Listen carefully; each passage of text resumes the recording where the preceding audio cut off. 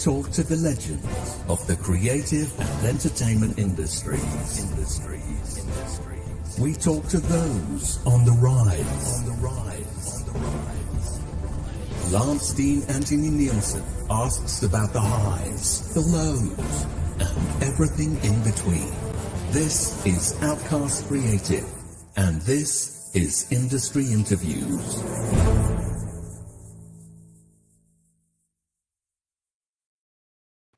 Hello, thanks very much for joining us slightly later than normal this Tuesday evening, and that's because our guest is all the way over on what's known as PCT, or Pacific Coast Time. Got an absolutely fantastic guest with us tonight. I've also got a fantastic co-host, and we might have a couple of other people popping in. So don't forget to like and subscribe. If you're watching this stream, do please share it on your social media. Show some love for the channel. I've been doing this since the summer of 2022, and I plan on doing it much longer. I can see we've got loads of regulars in the chat already. That is great. Share the love, people. Let people know we're on. So without any further ado, talking of up-and-coming creatives, one of those that was in the intro was none other than film director Matthew Holmes himself. He's been on the channel before. If you haven't yet seen Matthew's latest feature film, The Cost, which was shot in lockdown for a tiny fraction of money, absolutely gripping thriller. It's doing the rounds at the moment. We'll find out exactly where you can see it in just a sec. Do make sure you check it out. That is The Cost. Cleaning up on film festival circuits with awards and reviews at the moment. So, yeah, and we'll be doing another special about that in due course. Here he is. Matthew, how is it? Hello. I think you're down in Brighton, aren't you? Or somewhere warmer than here. I'm in sunny South Australia, and it is nice and hot at the moment. So, yeah, and for those of you who remember me, I've moved. Yes, my collection is now to the side of me. It is not in the back. I'm now in a whole different state. I am in the driest state of the driest continent on Earth. So it's nice and warm here. Well, I'm glad you could co-host with me tonight, mate, and it's as am I having you on the channel, because I know this particular director's had quite a big influence on both of our creative journeys. In fact, Tremors had a huge influence on you. I know you've done your own creature feature. It's only appropriate that you're sitting right above the mouth of the creature there on the screen right now. Like exactly, yeah. It's coming to get me. No, Tremors was absolutely a formative film in my filmmaking career and still inspires me to this day. And I don't know how many times I've seen it, but every time I watch it, I enjoy it just as much. It is one of those films you can whack on at any time. And yeah. So the man behind it, and it was his first full-on budgeted feature film, the one that all aspiring directors have, is Ron Underwood. Here he is. Hello. Hi, Ron. Hey, Ron. Great to have you on the channel. Before we get into everything, we're just going to show everybody a quick clip of the film we've just been talking about.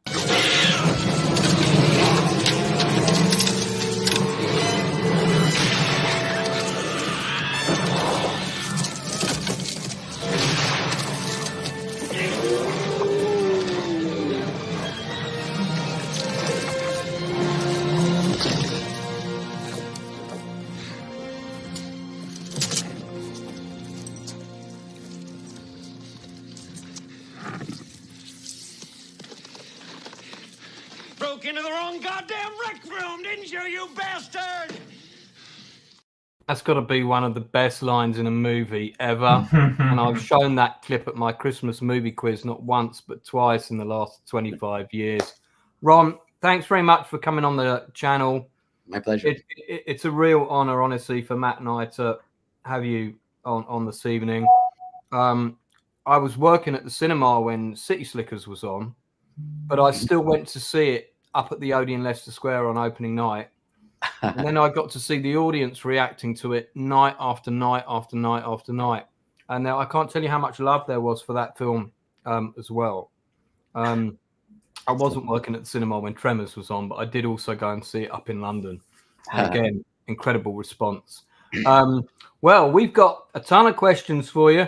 And I don't think this interview is going to be, I don't think we're going to have enough time, but I'm going to start off with a few quick fire ones for you, just so we can get a sense of your own kind of introduction into film and TV and those kinds of worlds. Okay. So, what was the very first movie that you ever saw at the cinema? Well, the first movie I remember seeing was Bambi, and it was a re-release, but it was it had a very big impact on me seeing that movie I was under 5. I don't know what age I was, but somewhere between 3 and 5, and it scared me to death, and also had a huge impact on me. And not that much longer after that, I saw another movie about an animal called The 3 Lives of Thomasina that Disney did, and I've always responded very much to animals in pictures. And that's interesting. The Graboids and in City Slickers, Norman the Calf. Yeah. And in Mighty Joe Young Joe as a. I was saying Mighty Joe Young. I did one of my first long form show that I did after school was The Mouse and the Motorcycle, based on a book. And it had, besides the hero mouse, it had a villainous cat. So I've always responded to those. That's been a part of what I've been interested in. I'm actually trying to. I'm involved with trying to remake Thomasina as a film, which is about. Oh wow, nice. Yeah, awesome. And are you a big animal lover? You have a lot of pets. Are you a big? Yes, I have a dog. I have a cat. Not a farm, but okay, yeah. But they're a big part of your family. Yes. Awesome. Yeah, Matt and I are both huge dog guys. So he's got an awesome dog called Hugo. My best friend's got a dog called Freddie, and I swear I fight over for custody of that dog, even though they're just a friend of mine. Okay, so funnily enough, Bambi was also the first film I saw at the cinema on re-release. What was the last film you saw at the cinema? Most recently? Yeah, that you paid for a ticket to go and see, not like an industry screening or something. Well, I would say might have been Anatomy of a Fall. I think. Good film. Good film. I haven't seen that one yet, but I've heard very good things. Matt, you'll like it. You'll like it. Yeah, I've heard good things. Is there a British actor or actress that you'd particularly like to work with that you haven't yet? Oh, there's probably more than one, but anyone that comes to mind. So many, right? Yeah. I love working with British actors just because they have such amazing training. And I just love the process with them. I can't say. Is there one maybe that you would? Is there someone maybe you admired when you were younger, like Anthony Hopkins, or someone of that generation? I mean, obviously he's probably him and Michael Caine are probably the last of that generation now, I suppose. That you might have always aspired to work with. Yeah, Julie. One of my first grown-up movie that I absolutely loved was Dr. Zhivago. So I would say Julie Christie had a huge impact on my life. She was Brit, right? Yeah. Oh, yeah. She was a bit out of my... We named our first daughter after her character in Dr. Zhivago, which was Laura, or actually the full name was Larissa, and our daughter is Larissa. Right. I can see the influence of Dr. Zhivago on a couple of your films, actually, especially the one you did with Alfred Woodyard. There's things in there. That was Heart and Souls, wasn't it? Was it Heart and Souls? Heart and Souls. Yeah, with Charles Grodin. Let me keep these other quick questions coming. Have you got an American actor that you haven't worked with yet, actor or actress that you really like to work with? So many. Send me the list. Send me the list, and we'll read it out. Like when someone says, "What's your favorite film?" and it's like, Come No, on. I'd never like, ask him. I wouldn't ask him that question. Yeah. That's No, too many. too hard. There are so many. I've come close to working with Tom Hanks before. I would have loved working with him, certainly. Yeah, But that so can still happen. yeah, you never know. You never know. Yeah. Do you have a favorite movie that you always watch once a year?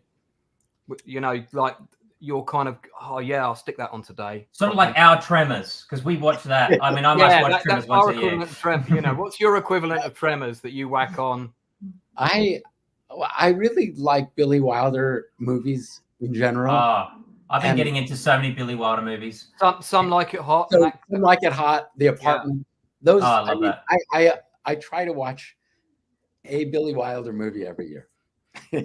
I mean, it's that's not classic. related, but I bet you're a big Gene Wilder fan as well, probably. Yes. Yeah. Do you have a film that's a guilty pleasure? You know, maybe it's a bit cheesy, but you love it. It's not cheesy, but I love Goldfinger. That was another childhood thing. I mean, so much is my influence from my childhood. And Sure. Was that the first Bond movie you ever remember watching? That was the first I saw. I didn't see Dr. No. Yeah, my first one was The Spy Who Loved Me, and it's still my favorite. Yeah. Last of the quick fire questions before we get on to your career. Is there a favorite television drama series that you've seen? I would say more in recent years, maybe in the last sort of 10, 15 years, where you've gone, yeah, okay, that's benchmark. I'd like to get in on that. Well, definitely so many television, the bar just got so high during the 90s, especially, I think, is where it started to change so much. Yeah. The Sopranos being a big influence on me in that time period, and probably one of the reasons I wanted to get into television. Right. Yeah. Because of the writing that was being done in television, the depth that you can go in television because of having so much time with the characters. It's great. Yeah, one of the first films you ever made was like a sort of little documentary on people hang gliding. That was my first film. I mean, first. Believe it or not, I've got it. Oh, whoa, that's terrible. That I'm not going to put it on, but I do have it. I made it in 1973. I was 19, and I didn't realize it at the time while I was making it, but it was a summer break while I was in college, university, and it turned out to be the first film made on hang gliding. So Paramount Pictures released it as their part of their short film division. And so that was great and helped me get jobs thereafter, because I became the hang gliding filmmaker to turn to for if you wanted hang gliding. So when Miss America wanted to hang glide, they would get me to shoot her hang gliding. Or I did the world's highest record when they were going for a record. I was in one hot air balloon with my camera, and the other hot air balloon had the hang glider attached to the bottom of the hot air balloon, and they released it. We had to have oxygen masks on. It was way thousands of feet up in the air, and so I did that. I did hang gliding commercials in Hawaii. I did. I did so many hang gliding films. Well, were you involved in the sequences for this film, Ron? Do you remember this movie? No, I wasn't. I do remember it, but I gave up hang gliding filmmaking because I started feeling so guilty for romanticizing the sport. Because back when I was doing it, everybody would just jump off these hills without knowing what they were doing. And I shot so many people that got injured. Right. And so many people died, and someone was paralyzed in a film I was doing. I can't run anymore. That'd shake you up. Yeah. One of your first jobs was you were a location manager on one of my favorite thrillers of all time, which was Capricorn 1. Yes, that was I actually have a massive poster of Capricorn 1. I won't get it out, but it's in this tube. That's great. Yeah. I love doing that film, actually. And I have a funny story about, I mean, it has nothing to do with filmmaking, but it's when we were shooting a lot of the aerial work out in the desert in California. Yeah. In an area called Red Rock Canyon. And there wasn't much to do out there because it was it was very remote location, wasn't it? Very remote. And so we would play poker or Monopoly at night. So I was playing Monopoly with O.J. Simpson, and I was complaining about the speeding ticket I had received that day. He said, "Ron, you just have to do what I do. I just give them my autograph. They let me go." So he took a get out of free jail card and signed it. And I still have my get out of jail free card signed by O.J. Simpson. That's crazy. I have to admit that is quite nuts.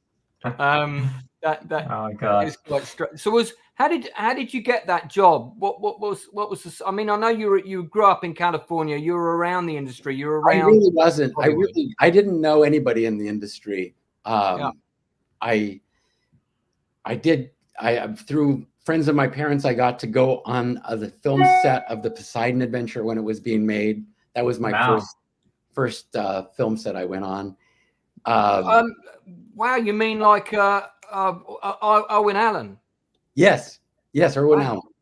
Yeah, but massive fan of his. Massive. Yeah. And I walked into this set, and all these toilets are up on the ceiling because of the ship was upside down, and I was just so blown away by just what you could do on a film set and what it was. So, yeah. But anyway, I did my hang gliding film. I wanted to direct, but I was also wanting to get into the feature film business. And so I took a job as a production assistant on the sequel to Westworld, which was called Future World. And I was the production assistant. And on that film, I learned so much, probably more than I've ever learned on anything, because you're learning so much when you're new and trying to absorb it all. And also that film had some production problems, and most everybody was fired. And so I wasn't fired since I was so lowly, but they would every department head would come to me and ask me questions about things because I was one of the people who was there from the beginning. So I learned a lot. And then the producer of that film went on to do Capricorn 1 next. And they said, "We would like to give you a promotion, and you found so many of the locations for us as a PA," because we were having our, staffing problems on Future World. So they gave me the job of location manager. Right. And it was that's good. Quite a learning experience being, a young 20s, knowing nothing about really anything. But it's funny actually, because I got a message off of James Brolin just the other day. Oh, wow. We're going to do a Capricorn 1 special, and I asked him to come on. Oh, great. And he hasn't agreed yet. He just sent me a message and said, hi and thanks. I really appreciate what you said about the film, because I love that movie and I really like the score. And I just saw it again in the cinema. I was really lucky. They did a film screening over here at the Prince Charles. So so you did other jobs before you got into directing. You did location manager. Did it go from location manager to director? I was doing short films. Because of doing that hang gliding film, I learned about this business of short films that was really made for education, or for public libraries would buy films. And so I was making my living doing short films through that time. But whenever I could get a job on a feature doing something, I would do that for a little bit as well, just to keep my growing in that way. But Yeah. most of my work was doing directing short films. Sure. So how did the first gig come about? Because Tremors was your first kind of, you know, proper feature film. Did you have an agent before Tremors? I had I went through some agents. My agent, but at the time I had Tremors, was my longtime agent, then my manager and business partner. So and still my very good friend. But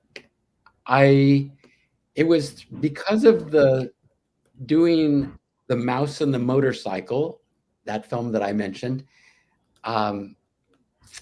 I did the sequel of that also, these were based on Beverly Cleary novels, and she was a very popular children's writer. And the sequel was Runaway Ralph. And I had an animatronic cat, it was stop motion actually, in that film. And Disney said, you can work with cats. So they hired me for Hocus Pocus because they had a cat in Hocus Pocus. And so that was the first feature that I was going to do, actually. But I sort of wanted it to be more scary, and I didn't really understand how Hollywood worked that well. And I turned a Go Picture into a development deal, basically. And I didn't end up making Hocus Pocus, obviously, but the Tremors came around sooner. Right. And was that because did you have a personal relationship with the two writers? Did they? Yes, we were doing short films together. Yeah. Brent Maddock and Steve Wilson and myself, we all went to USC film school together. Right. And we were doing short films together. We did a short film called, it was about how to write a term paper or how to write a paper for school. And doing these short films, we wanted to work with actors and have stories and to learn to practice our craft, basically. So the film that we did about how to write a paper for school, we set it in the future and had a teenage girl who has her robot, and she's going to get her robot to write the paper for her. Oh, yeah. He's very sly and actually gets her to write it step by step without her even realizing she's doing it. Right. And when we finished that film, we said, wow, that would make a great feature. We should. And it was a stop motion robot that Steve Wilson did the stop motion for, and I directed it. And we said, let's make a feature about a robot like that. And that led to Short Circuit, which they wrote. Of course. And I was going to direct, but it became too big a film for me. So you were originally tagged for Short Circuit? Yes, that was. Because I saw that on opening night in London. I was obsessed with Short Circuit as a kid. That Johnny Five is alive. My parents couldn't shut me up, and all I wanted to own was a toy Johnny Five. I was nuts about Johnny Five. And it all started with a little educational film. That's amazing. Yeah. So, I mean, in terms of like getting Tremors greenlit, did you guys go in and pitch it to a studio to get them to attach finance? Yes. How did that happen? Because the awards that those films got, the Mouse and the Motorcycle and Runaway Ralph, Emmy nominations and that sort of thing, I was starting to be recognized a little bit in Hollywood, and that's why Disney hired me for Hocus Pocus. But we still, I was a long ways from being accepted within Hollywood. And Brent and Steve, having written Short Circuit and going to work for Spielberg and Lucas, and they were just on a roll doing amazing work, and they didn't really have time to write the script. So we just came up with a treatment, and we thought we would pitch it to a studio and get the financing to write the screenplay. This And is so like we- Land Shark. It was we passed. It was Land Shark. We Saturday Night Live did a skit about land sharks, so we had to change the name. Right. But we did the working title, and the title we shot the film under was Beneath Perfection. And we went to the studios, and we got meetings with the tops of all the studios because of Brent and Steve's status as writers. Yeah. But we would pitch the idea and just met blank stares when we talked about these 30-foot underground monsters. And they just did not get it. It just went right over them, and their eyes were all glassy. Because back then you wouldn't have had the kind of the pitch deck material that we have as standard, right? There was just today, and they just didn't get it. So I'm just gonna read out this comment for you, Ron, quickly. This is from Chris, Blue Collar Loser. He watched Tremors with his son just recently. Ron, I don't say this lightly, that for me Tremors is a perfect film. While making it, did you ever think it would become a classic? I'm 42 and my 16-year-old loves it. 2024 and it still holds up. That's so nice.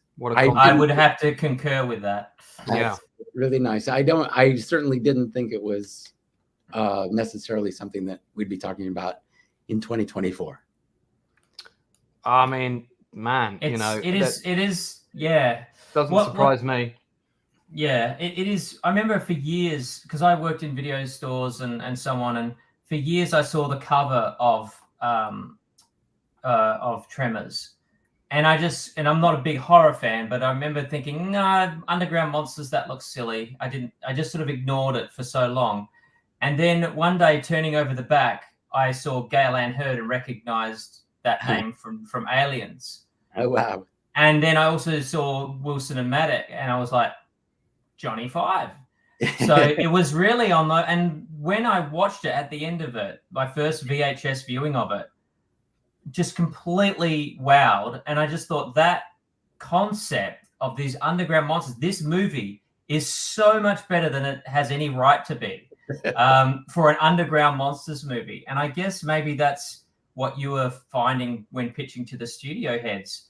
It is a complete B movie idea, but what makes Tremors such a classic is that you were able to elevate it beyond what it deserved to be into this classic character-driven genius film. So I guess that's what the studios at the time just couldn't know, because it hadn't happened yet. I think I'm the same as you, Matthew. I'm not a horror film fanatic. So yeah, I'm the same. It's really the characters that made that film work for me. Yes. In terms of the script, Brent and Steve's script was really phenomenal in terms of getting those characters so beautifully portrayed in the script, so that the actors could take it somewhere. And and also just having the comedy and trying to mix genres a little bit made it a project that I cared so much about. And I loved that it didn't have any bad people in it. It was not. Yes. There were no villains. Really, I mean, the graboids are villains, but there are no people villains.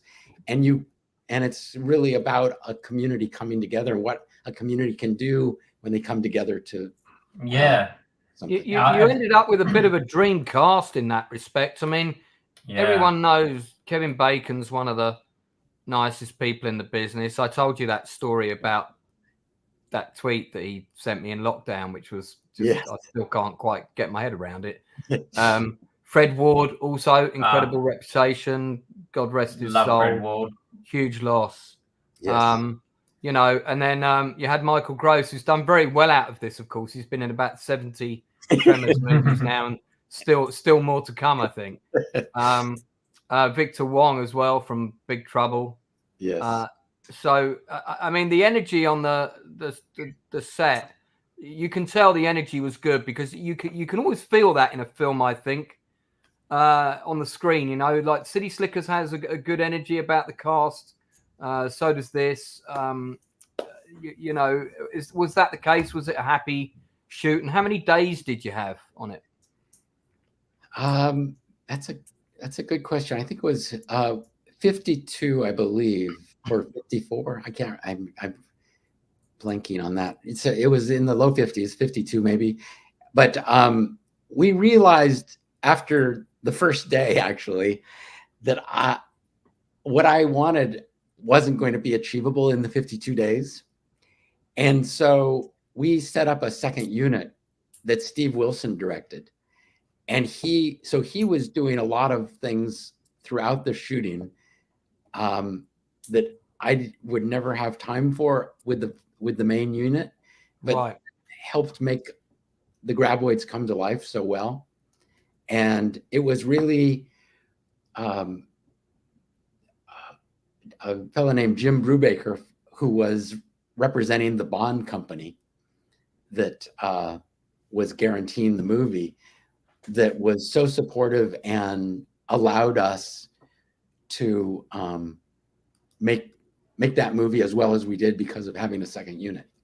And I want to say one thing about Jim Brubaker, because I met him on Capricorn 1, and he was a transportation captain at that time, and became a big producer on the Rocky films and various things. But he was so important to Peter Hyams in terms of what he brought to things. He wasn't actually on Capricorn 1, I don't think, through the whole thing, but they named Brubaker one of the key characters. Yeah. In Brubaker. Oh, wow. Wow. Yeah. So you actually had a Bond, the person who represented the Bond company, who was actually helpful.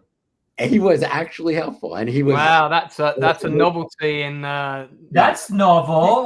You don't get that now. That was really, and it was, and I think it was helped that I had known him since Capricorn 1, right? And it was a great thing having him on set.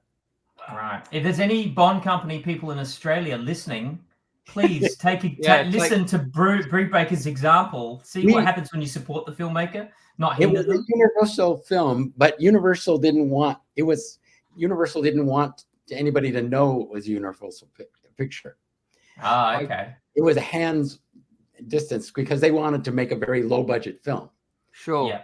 I'm sure they were pleased with they kept me from joining the Directors Guild so that they would lower their costs. I mean, it was a very low budget film, and but it was because of that the Bond was very important, because they couldn't have Universal executives visiting the set.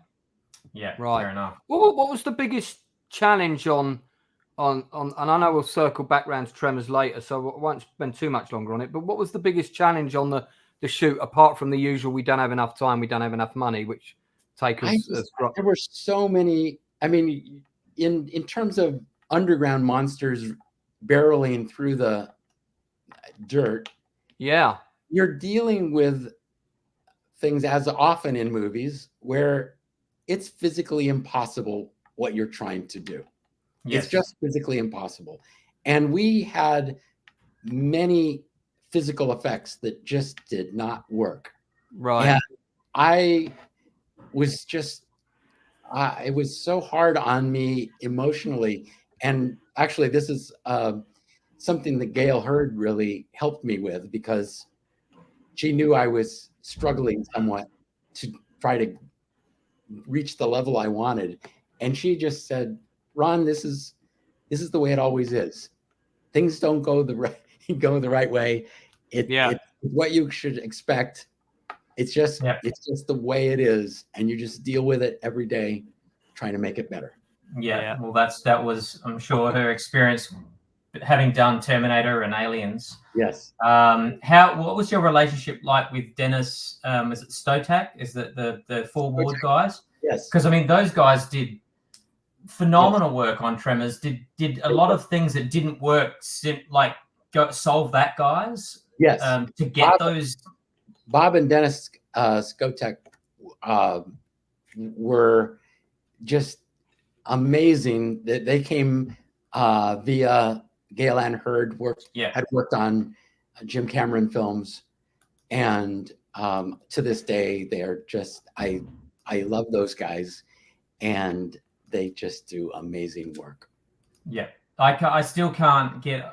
It was mind blowing for me when I went and watched the making ofs and saw in Tremors what was a miniature effect. Yes. And what could be achieved with it, like that whole sequence we just watched with the creature coming through the rec room. Right. I always assumed that was a gigantic life-size creature effect, but in fact it's a hand puppet with a miniature thing and shot with a fast speed camera. We did have a full scale creature crash through the wall. Yes, I remember that. And we would mix it up as much as possible so that you couldn't see, this is all seeming like some, this technique or whatever. That's right. Yeah. We changed it up a lot. So, I mean, the hand puppets worked incredibly well, and it was the simplest. And we just, for the tentacles, we had just hand puppets so often, and it worked great. But the Skoteks basically made that sequence in the basement work because of their quarter scale miniature work. Yeah, and it really is phenomenal stuff. As Adam Gray says here, practical effects. We do like practical effects. Yeah, I have one. We didn't even do blue screen much in that film, but I did one blue screen shot in that sequence, and it still doesn't hold up. It's the one with him shooting, isn't it? Yeah. It looks so fake, and it hurts every time I see it. But the Bob and Denny, it was their idea. They said, where can we do a pan from one of our shots to yours? And so that was their idea. And that really, I mean, that's something that from then on I've tried to utilize in all my filmmaking. When there's something that's you're trying to do that's not quite real, but tie it into the quality of it. That's the whip pan across the floor, isn't it? Yeah. That's the whip pan across the floor. Yeah, where it cuts from the miniature set to the live. It's just it blew my mind, and and I think, like you said, you were what you liked about it was that it was so character driven.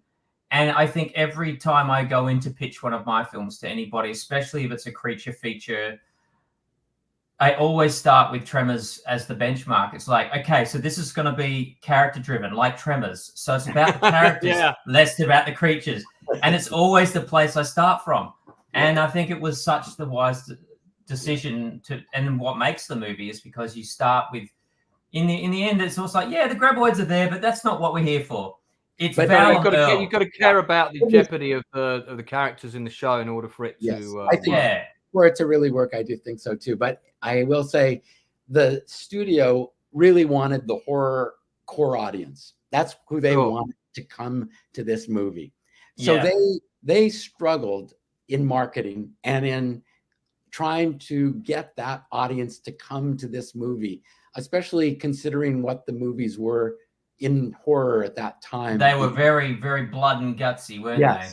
And so when the movie came out, came out on a Friday. The Saturday after that, the executives called and said, sorry, we're not going to be able to keep really supporting this film financially because it didn't make what we wanted it to make. So, I mean, we lucked out that the home video market was emerging at that time, and the film had a second chance. Yeah. Yeah. I mean, it did pretty well It found in a the bigger UK. audience. You did. It did. I think it did quite well over here. What was the reaction from the studio execs the first time you sat down with them to watch it? I mean, did you do like must have done a screening on the lot, presumably, and yeah, I may have. I can't remember. I thought that maybe they allowed me to do a preview for the first screening, which what was the audience reaction like to that preview? Do you remember? Unbelievable! It was so good. It was Yeah, just so good, and it made the studio want to make some changes to the film, Like the ending. Yeah, because originally it was just them with about the lighter in the car, wasn't it? Yes, it was, and they were having an argument about who had the lighter, and neither of them had the lighter, and that Rhonda has the lighter, and so they did a U-turn at the end of the movie. It was Val says, "Damn, that was a good lighter," and he does a U-turn, and we liked that ending, but the preview audience, when Val and Earl are talking at the front of their truck and getting ready to go, and Rhonda comes up and has a little conversation with Kevin, and then walks away, and the audience starts chanting, "Kiss her, kiss her, kiss her." So when the lights came on and the studio, we had a meeting with the studio that in the theater, and they said the audience will go just mental if you have them kiss. So that was one of their demands. We needed to have them kiss. How do you feel about that? I at the time I wasn't happy about it. No, but I don't mind it, and I certainly think it probably is maybe a little more gratifying for more people than what we had. Probably made the film more accessible for some people, I suspect.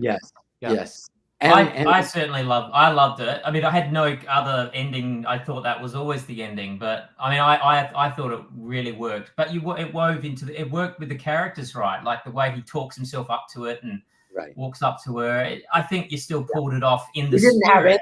We didn't have any town left at that time, so we just put up a little piece of fence, and I mean nothing was there. But when we went back to reshoot, right. But the other demand that they had was Universal was just being bought by a Japanese company, and the chairman of Universal said the Japanese love earthquakes, and I think, and he never really liked the idea that we didn't explain where the creatures came from. He had a hard time with that. So they said, we want you to go and do a prologue for the film where there's a earthquake, and that will explain that the graboids are released from somewhere deep in the earth. Right. And so the film started with a coyote eating some roadkill, a rabbit on the road, and then then there's this earthquake, and the coyote runs off into the hills, and you hear the coyote being eaten by the graboids. Right. And the audience, so the second preview after that first preview, the audience hated the film because they thought we were being so cruel to animals. Right. The cruelty was the same throughout the film, but people were so bothered by the horses being eaten, which were there before, but it was all about introducing it so early in the film. And you killed a dog. You killed a dog in the beginning. Yeah. Yes. And so I mean, it really made me so aware of the importance of what you tell and when in a Yes. film Cool. for how the audience will react. Absolutely. Well, off the back of Tremors, you got City Slickers. Now, tell us a bit about this. Was it the first script that landed on your desk that you got offered? Were there other things? Tell us what else you. It was probably the longest period of unemployment I had after Tremors, because I didn't want to do a monster movie or a horror film, and that's what mostly I was being offered. Did you get offered any that subsequently got made? I'm sure I did. I can't remember what Okay. they were, but I did. I mean, I've turned down more good movies than I've made, believe me. Okay. But I had been the beneficiary of having a midlife crisis early on in my career when I was 30. And so I really, when I read that script, which was months after Tremors came out, I really wanted to do it. And because of what the story was about, what Billy's going through in his midlife crisis. And so I could really relate to the characters. And that's why I really wanted to do it. In addition to the fact that I grew up watching cowboy movies and I love cowboy movies, and I wanted to make a cowboy movie. Matt and I are both massive fans of the Western genre. Do you have a favorite Western of all time? Gosh, I do. I love the cowboys. I love. There are so many. I just rewatched the Cowboys a few weeks ago, and I forgot one of the guys from Revenge of the Nerds is in that, like Carradine, the young Carradine brother when he's really young. Yeah, and it's kind of funny seeing him and thinking of him as Gilbert from Revenge of the Nerds. But I mean, that makes a lot of sense, though, Ron. Like that you are such a fan of the Western, because the Western influence is all over Tremors. Yeah, like you can see it. There's the love of the Western is absolutely within it, which is probably another reason why I love that film. But yeah. Well, you know what Walter Hill says: every movie's a Western, and he's not wrong in many senses. So you read this script. Were you able to? I mean, you've done one movie. Were you able to say, "I wanted to do this"? Did you have to fight to get it? What happened? Yes, I mean it was hard. I was not the normal choice. I was very fortunate that one of the vice presidents at Castle Rock, Liz Glotzer, saw Tremors and convinced all the partners of Castle Rock to see the film, and it got me a meeting with them about the script. There were many directors with great films that wanted to do it, so I was very fortunate. In terms of the casting, was anyone attached when you came on board? Billy Crystal was attached. Yes. And he was involved from the very beginning. He saw a news report on these cattle drives, vacation cattle drives, and he had just done When Harry Met Sally, so he had an overall deal at Castle Rock, and so they hired Lowell and Babalu to write the script. Okay. And based on what Billy had seen in this news report. Could you talk us a bit through your casting process? I mean, maybe this film, but just generally. Obviously, you always have actors that are attached from the beginning. Sometimes they come and go, but then you get to a point where you have to look for some new people. So Daniel Stern was probably still a relatively unknown guy. Bruno Kirby had been around for a long time. How do you like to do the casting process? How many people do you like to see? Obviously, you use a casting director, but just talk us a bit through that for the benefit of actors watching. I love the casting process, and I'm kind of disappointed with the pandemic and what the effects have been on casting. Self tapes.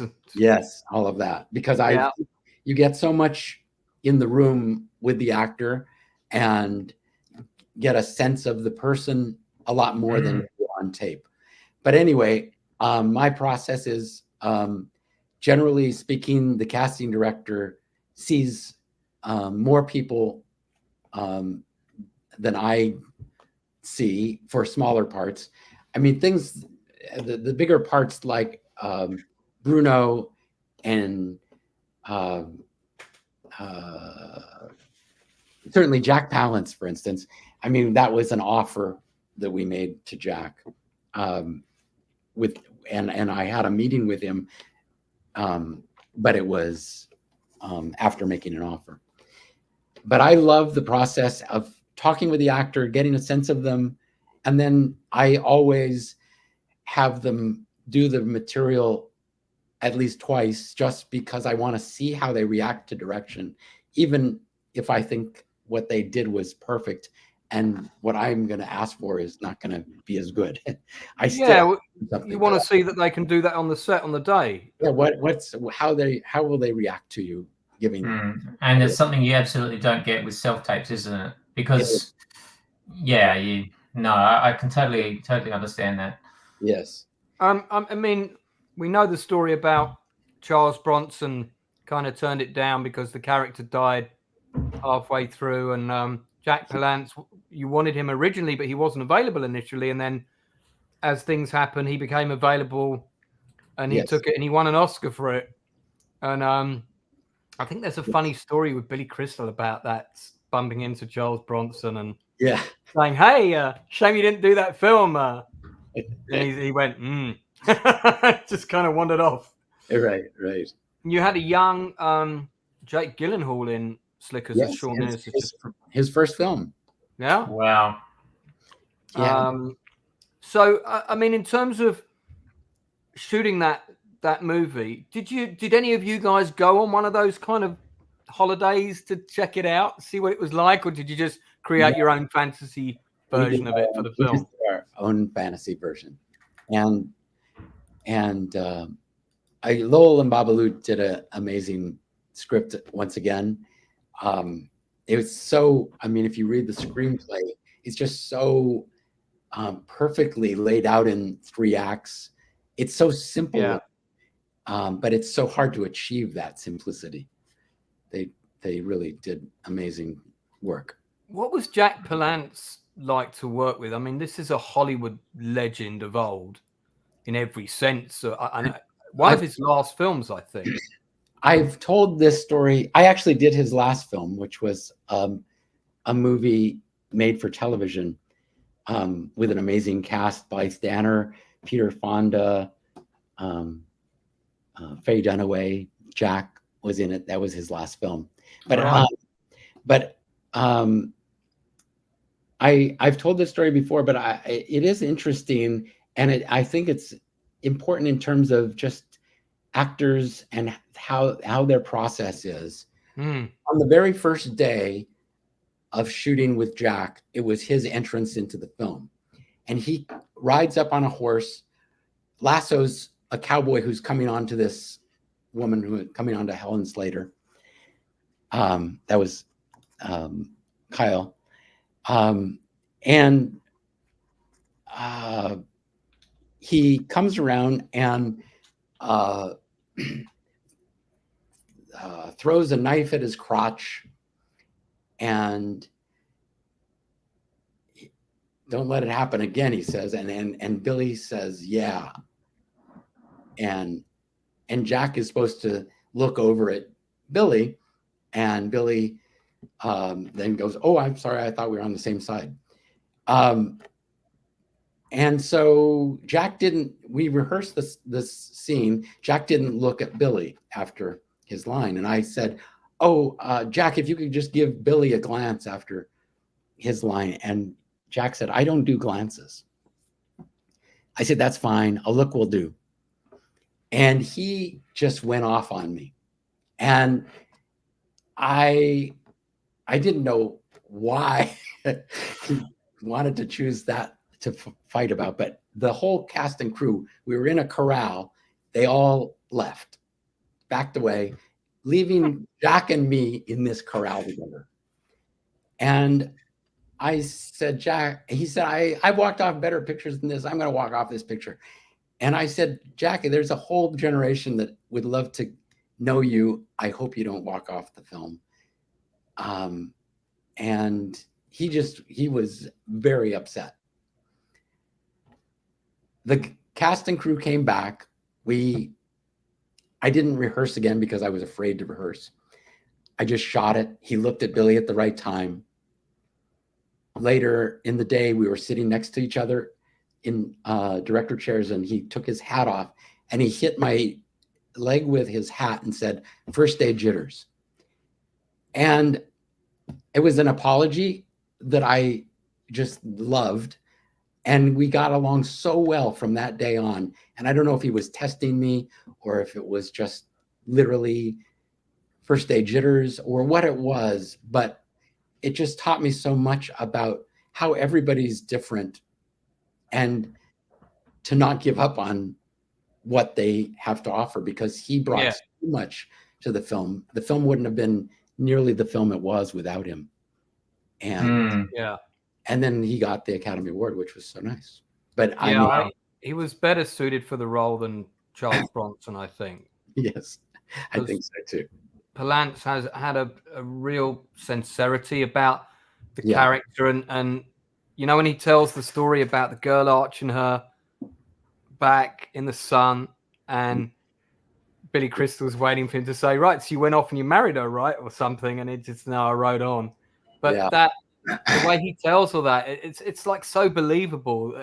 There's this whole, you can see the whole history of the guy's life in that one story, and you need an actor like Palance to sell that. Yes, he was just amazing. He cared so much about the role and wanted to give so much. And he painted me a picture. He's an artist, and to thank me at the end of the picture for it. And we continued to be very close friends. But doing that scene that you were talking about was just, every scene was such a pain in the neck to shoot, because it was really two cowboys, you know, going along on horseback, telling a story.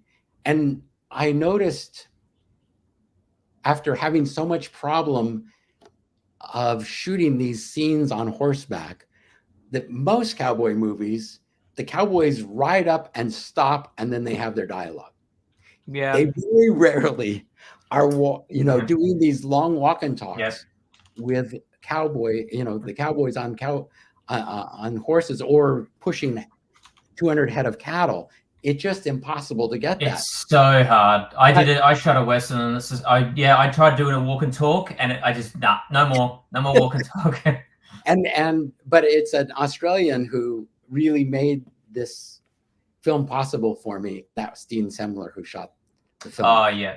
And Dean is just the greatest. And we figured out ways to make, you know, have the camera right there, intimate with the actors, and still being really riding on horses. I didn't want to have it look fake and stuff.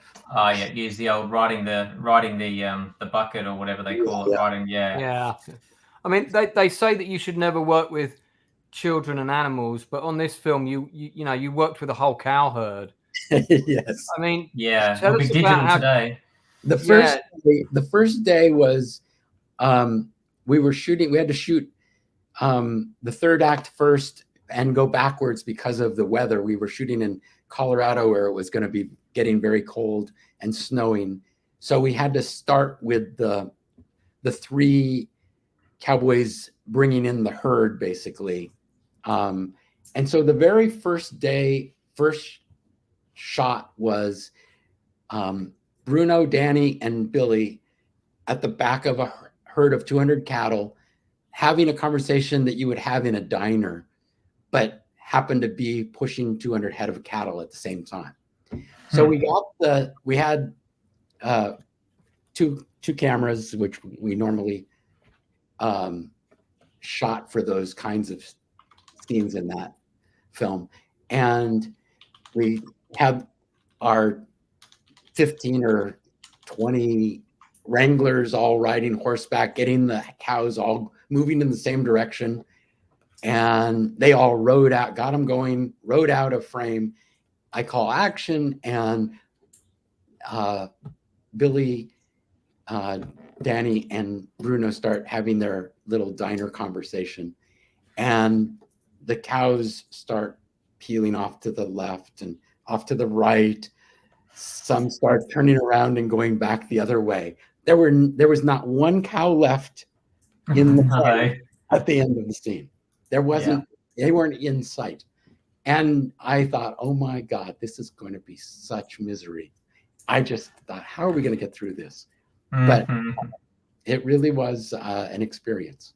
Well, talking of experiences and producers that are supportive of getting you through a shoot, we've got a special extra guest who wanted to come on and say hello, and that is Gale Anne Hurd is in the house. Oh, wow. This is her assistant's account, I believe, but she should be on with us in just a second. How great. So, yeah, we'll keep talking until she pops on. Oh, she's not here yet. Well, we'll keep talking until she pops on. Okay. Yeah, so she'll be with us in just a second to say hello. Let me take that out for a sec. No. Okay. Yeah. So I can't believe you shot that scene first. I know. Well, we didn't. I mean, it was not because we wanted to. It was just we needed to start at the end of the film, basically. And so we were making rain. I mean, it was just total misery. Because filmmaking often is total misery. If I was directing that movie, I'd kind of, I mean, even though you've always got to shoot in the order you've got to shoot, but you'd kind of want the actors to go through that whole thing so they have that emotion of right at the end of the journey of the film I'm bringing in. So I'm guessing your initial instinct was, I hope we can shoot that last. But yes, definitely. I mean, that wasn't my choice, but sometimes you have to allow the film to be made in the order it needs to be made. Yeah. If you're what I mean, aside from the cattle, what was the other biggest challenge on that movie? I would say it was, for me, it was just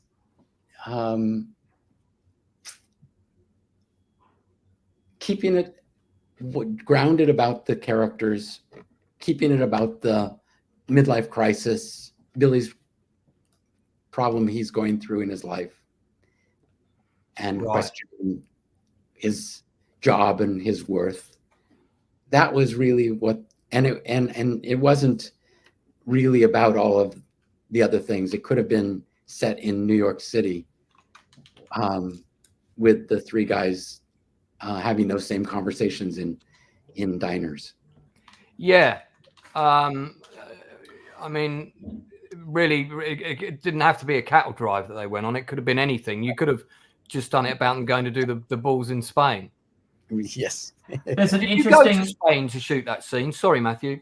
Yes, I didn't go to Pamplona because we were in very heavy pre-production. I couldn't unfortunately go, but Fraser Heston, Charleston Heston's son, was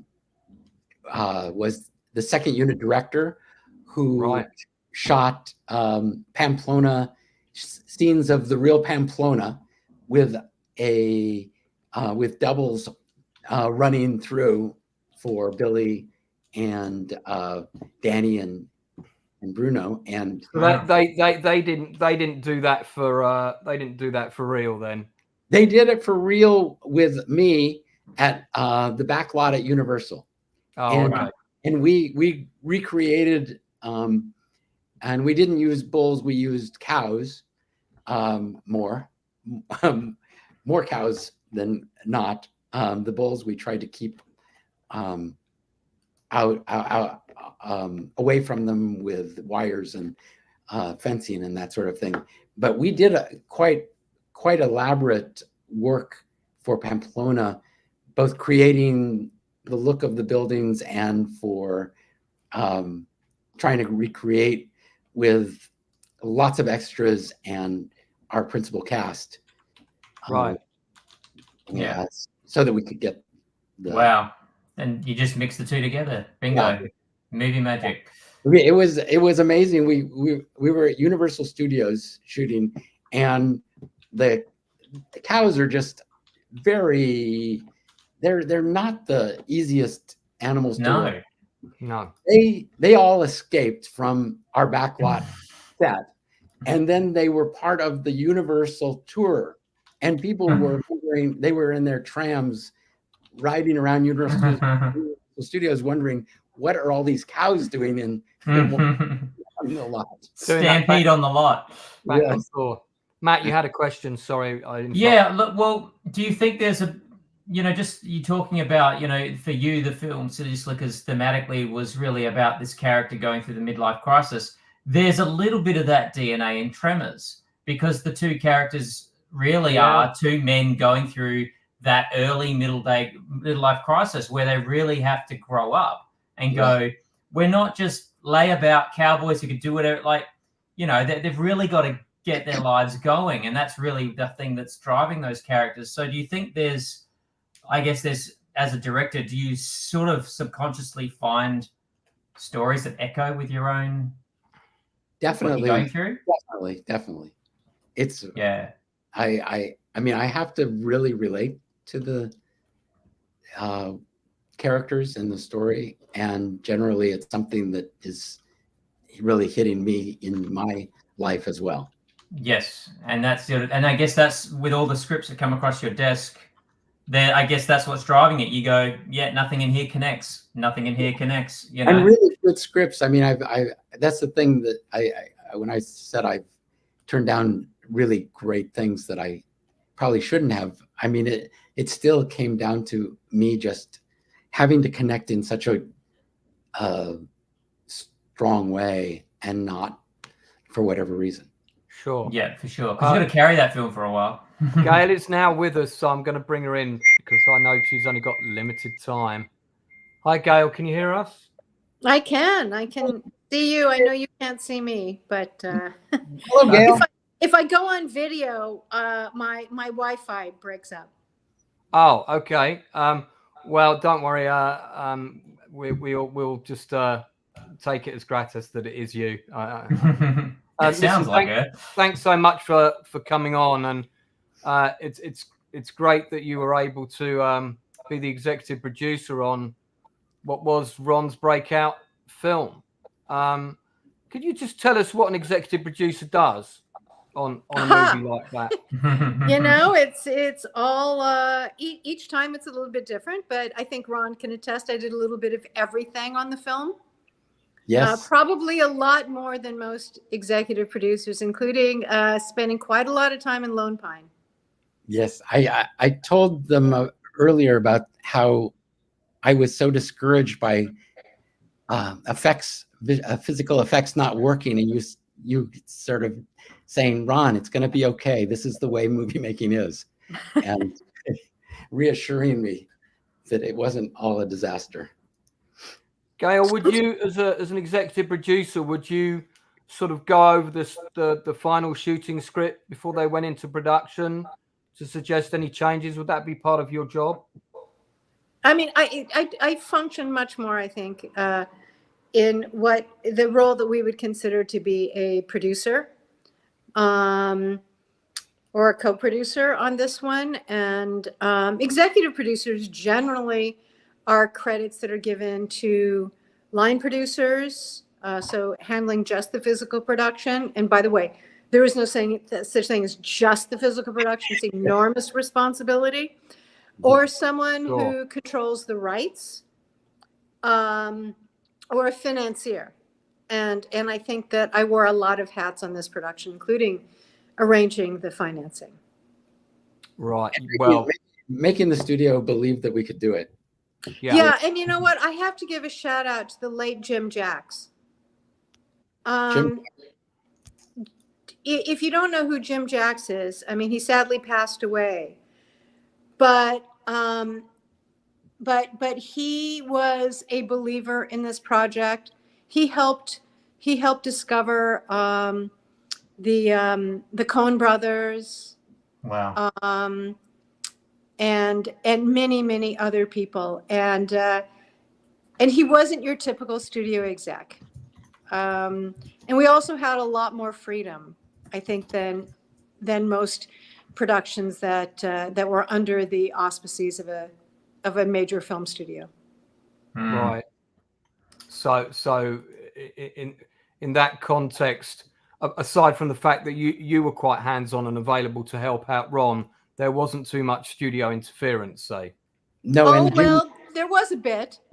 yeah. No. They did have things they wanted to have done.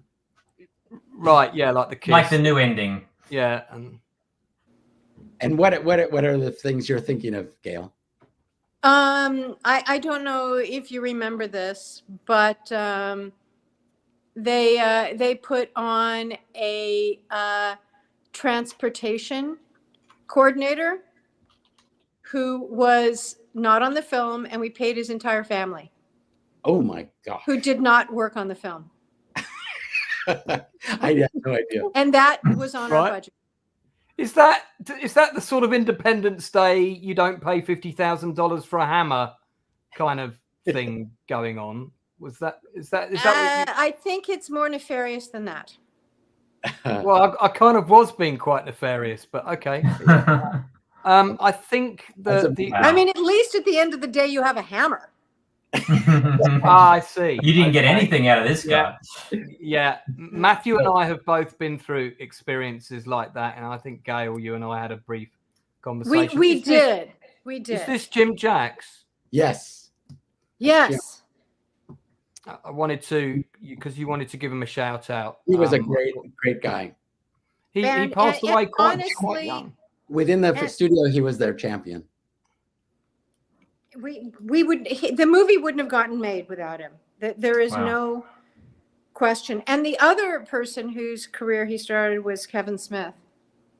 Oh, wow. Crikey. Yep. Quite sad that he passed away just 66 years old. Yeah. Yes. Yeah, that's really sad. He also execs the Jackal Bruce Willis remake, Hard Target, which I absolutely love. I thought his name sounded familiar. Yes. Yes. Seeing him come up on the credits like that. Scorpion King, which my friend Sherry Howard was in, and that Attila the Hun miniseries, which I actually have the DVD of. I bought that in LA, believe it or not, Matt. That's shout out to James Jacks then. Do check out his credits on IMDb. I'm going to drop the link for him. It's amazing to know there are some people always behind the scenes you don't really ever know that are so responsible for bringing up, the talent that gets thrown up in the limelight, So it's great to know there are those people behind the scenes that really drive careers that way. Gale, go on. I was going to ask you if you remembered the time from the point that you became involved in the project to the day of first screening. How long was that with Tremors? 17 years. Well, I don't know if Ron will remember this, but I remember it because I was also doing The Abyss at the time. I do remember that. Yeah, well, I heard that was quite the ordeal. Yeah, we fondly referred to it as The Abuse. Yes. I'd love to get one of those T-shirts. Is it true that the crew had Life's an Abyss and then you die T-shirts? Dive, and then you dive. And then you dive. Okay. Right. Yes. You're missing an important consonant. Yes. Yes. And then you dive. So you just come off of The Abyss to Tremors? I all I know is we were in post-production at the same time, and but the interesting thing I think is how little the marketing department at Universal understood what the movie was. I still have it framed in my office. Remember that that one sheet that some really great person in the Universal Marketing Department, remember giant worms? Right. So it's like the movie Giant.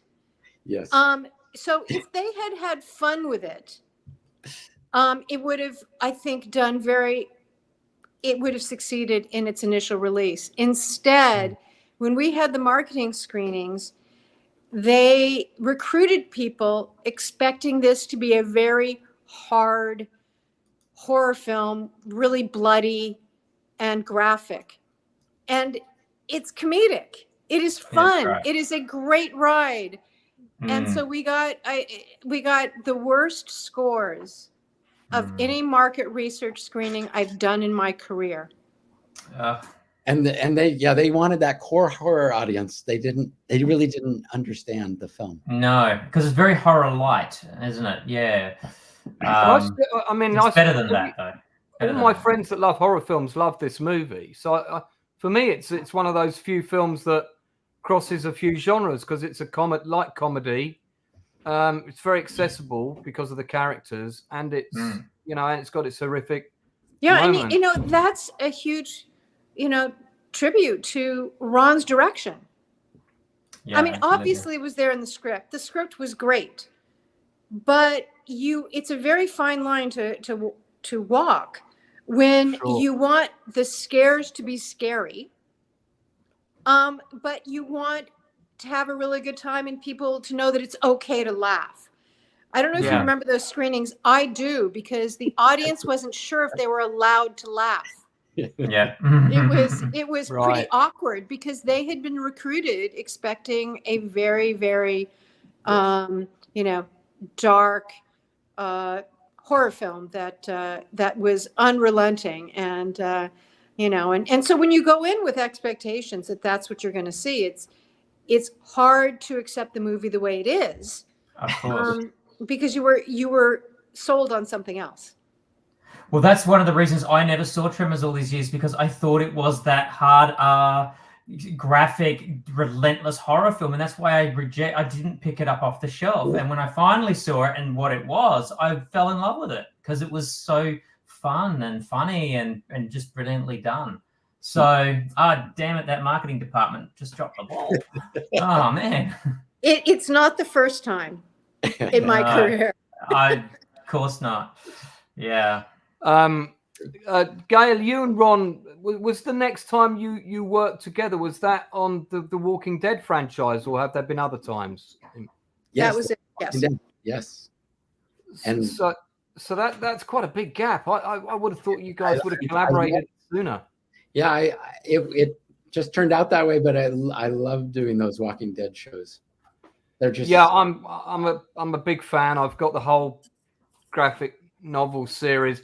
That tell us a bit about that, because that show feels like it's got quite an intense shooting process just from watching it. Is it how many days is an episode from start to finish, or Gale, do you shoot several on the go at the same time, or how does it work? The things change with COVID protocols, but prior to that, it was 8 days. Yes. 8 days. Yeah. For one episode. That's incredible. Yeah. Well, even one of the big action episodes was 8 days. Well, I mean, the season premieres and the finales, you got maybe an extra day or two, but never really more than 10 days. That's why, to me, the idea that, we somehow think that film is superior to television. Television is so much harder. Plus, for those on the crew and the cast, it's a marathon as opposed to a sprint. And that's why I think, TV, I think, is finally getting the accolades that it's long deserved. And in fact, the first thing that I saw of Ron's, I believe, what was it called? The Mouse and the Motorcycle? Yes. Yeah, we were talking about that earlier. Yeah. And it was fantastic. And it also showed me that you could, work with not only the visual effects and all of that, but also the tone. Yeah. Yeah. So, Ron, coming onto a show like The Walking Dead, what kind of preparation do you get prior to the 8 days? How far in advance do you get the script? Or well, generally speaking, it's 7 days of prep. I mean, Right. that's the standard, but it changed, as Gail said, during COVID, because we needed shorter days and that sort of thing. So we sometimes would have more days, but I would get the script about the time I'd start in that prep period. I'd see, read all the scripts from prior episodes before mine, certainly, always, just so I know where everybody's characters are. Yeah, where are you going to? Which season were you directing? I was involved with Fear the Walking Dead. Oh, Fear, yeah. You would have worked with Alicia Debden Carey then. Yes. Yeah. She's a great Australian actress. Yeah. I've been trying to get her to be the lead girl in my Tremors inspired monster film. That's great. For years, so that's great. You'll get there with that. I'll get there one day. Aren't you doing? I think you're doing some episodes on the new show as well, aren't you? The one with Andy Lincoln and. No, I haven't done any of those. I did a Tales of the Walking Dead, which that was it. Was yeah, really I haven't seen that yet. Is it all shot in Atlanta? That was shot in Atlanta. That they Fear the Walking Dead moved from Austin, Texas to Savannah for its last season. Right. But yeah, you can still see a lot of the sets on Google Earth. I've had a look. Yeah. Gail, can I just ask you, what was the very first movie you ever saw in the cinema on the big screen? Mary Poppins. Oh, right. That's I can see that. What about the first one that maybe, or was that the one that made you think you wanted to get into the movie industry, or was there another? That's 2001: A Space Odyssey. Yeah. Okay. I've got quite a few friends that are in the industry because of that film. But because if you love science fiction and fantasy and horror, it was always treated as sort of a B movie, and it wasn't taken seriously. And when Kubrick made that film, it elevated the genre, and the whole thing about a high tide, floats all boats, and all of a sudden it was more respectable. I don't think that if not for the success of 2001: A Space Odyssey, I don't think we would have had any Oscar nominations on Aliens. And we had 7. Yes, I know, it's amazing. But they don't like giving them to science fiction films, do they? At least no. And you know what is most remarkable is how the production design for a film where essentially you go out to a beautiful location that was built by that's been existing in Venice or in Florence, and they give them the Academy Award for Best Art Direction. Right. And not the films where everything had to come out of someone's imagination and built from scratch. Same thing with costumes. I mean, it's much harder to create costumes for science fiction films, and yet they always go to the people who've been renting them from, Western costume. Yeah. No, that's very frustrating. Because for a film like Aliens, they've not only got to be practical, but because it's set in some sense of reality, yes, in the future, but it's not Star Wars. It's a reality that we believe might exist one day. It has to look like something that's functional, that we could expect to see in 20, 30 years, American Marines with this body plate armor. And in fact, we are seeing combat armor that's pretty similar to that design. So it's kind of a film that was ahead of its time in that context. Oh, absolutely. Yeah. And even the video calls, that when she rings up and Burke's on the video call, it's a Skype, all that stuff is Yeah. You know what?